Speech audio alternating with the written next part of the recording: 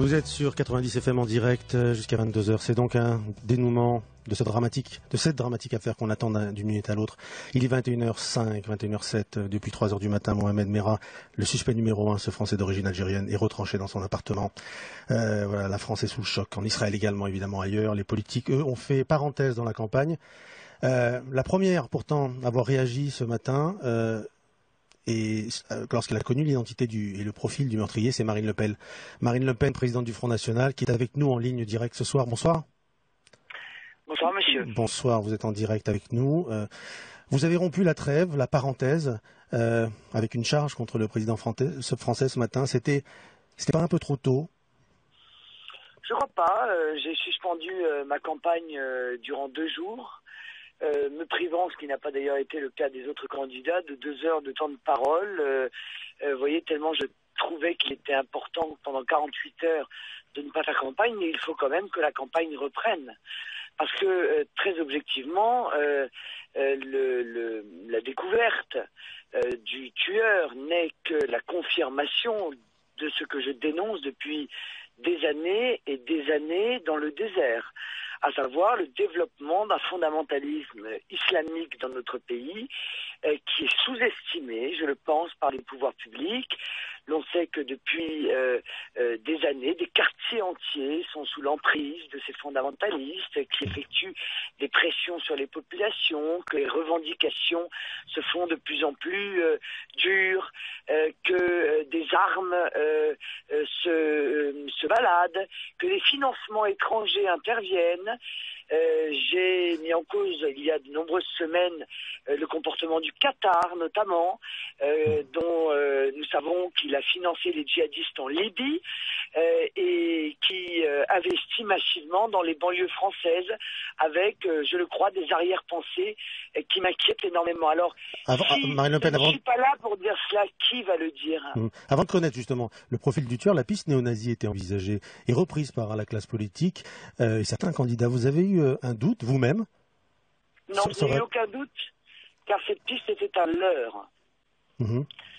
Cette piste était un leurre pour pouvoir continuer l'enquête, puisque avant même la tuerie épouvantable de l'école, ce jeune garçon avait d'ores et déjà, manifestement, été détecté comme étant un suspect.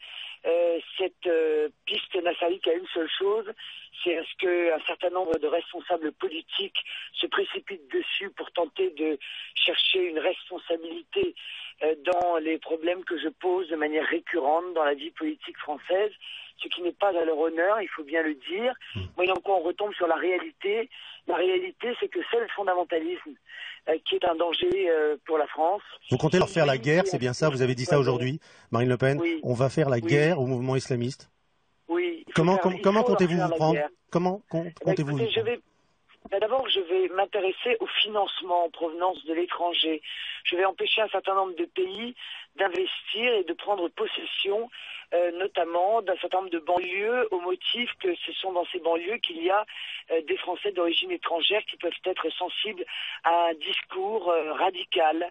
Je vais surveiller les imams, je vais lutter contre les mariages forcés, je vais faire en sorte que les quartiers habités par des musulmans ne deviennent pas des quartiers musulmans entre les mains d'un certain nombre de groupes politico-religieux qui imposent leurs lois au détriment évidemment de tous ceux qui y vivent et qui sont les défenseurs des valeurs françaises. Je vais réduire considérablement l'immigration.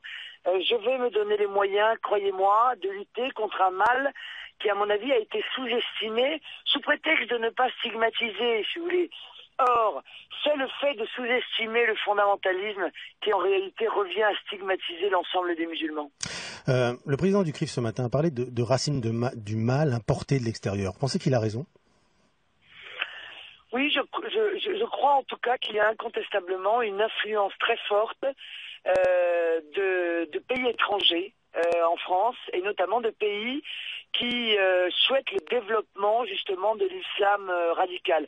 Et je m'étonne très fortement, je ne vous le cache pas, des liens d'amitié qui existent entre Nicolas Sarkozy et l'émir du Qatar, qui fait qu'aujourd'hui celui-ci prend des investissements dans des secteurs stratégiques français, et encore une fois qu'on le laisse investir 50 millions d'euros dans les banlieues françaises, alors même que nous avons commis l'erreur gravissime en Libye de porter au pouvoir des djihadistes, on le savait, hein, et qui se sont empressés d'ailleurs d'imposer la charia quelques heures après avoir pris le pouvoir. Venger la mort des enfants palestiniens, c'est la revendication du terroriste. Vous pensez que la parole politique, les médias français ont une sorte de responsabilité, notamment sur le conflit israélo-palestinien? Trop d'images, trop de mots, trop d'antisionisme quelquefois?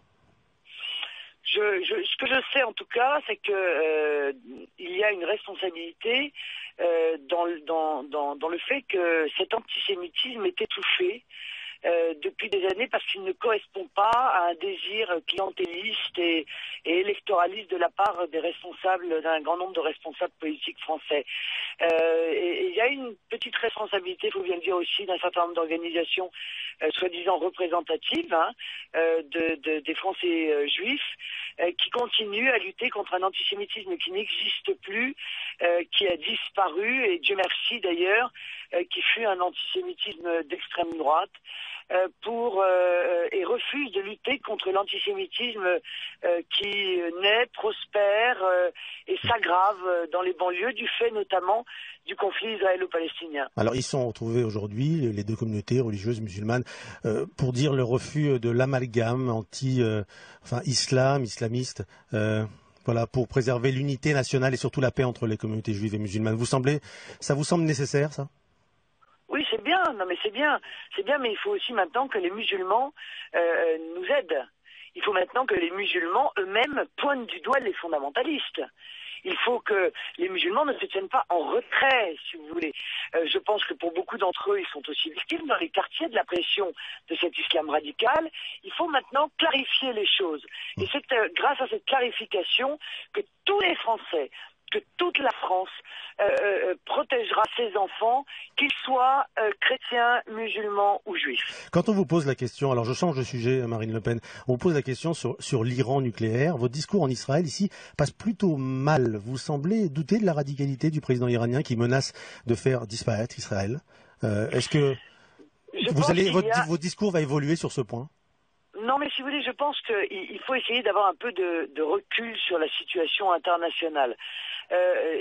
Il me semble qu'il y a une bagarre, hein, c'est clair, depuis les révolutions pour prendre le leadership dans la région. Et toutes ces grandes déclarations guerrières ne seront pas obligatoirement